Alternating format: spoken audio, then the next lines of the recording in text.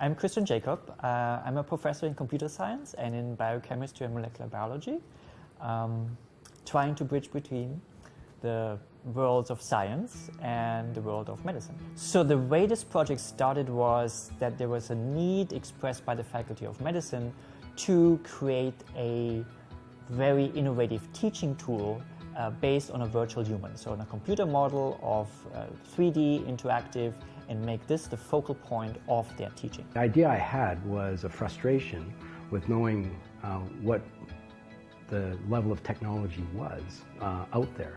We've created with a view to produce an educational item that is actually going to help people learn.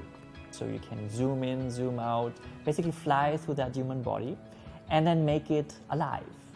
So add physiology, be able to really explore the different processes and functions inside the human body. So one of the big challenges in this project was that the tools didn't exist. So we had to build the tools and the frameworks from scratch. And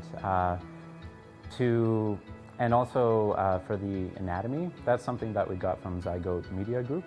And that gave us a nice database of 3D anatomy. But now the next challenge is to bring those textbook diagrams and images to life as 3D simulations. So we can explain things like transcription of DNA within a cell using a 3D model.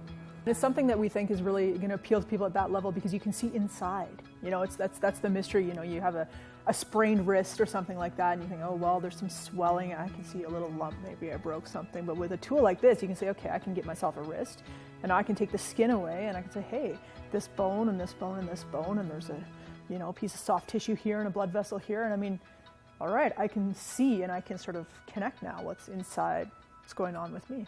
Classically, these systems are on really big computers because you can imagine that simulating the human body is a very expensive task.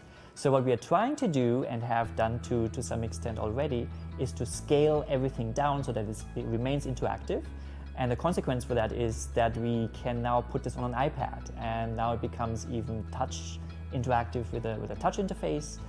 It's very lightweight simulations and everybody can basically take it away in their hands because it's on a mobile device.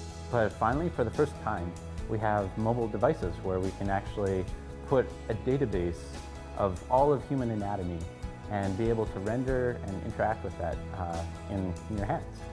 I don't know that it's going to make teaching easier, but we hope it's going to make it better in that it makes it much more personal, it makes it much more active, much more interactive for our students.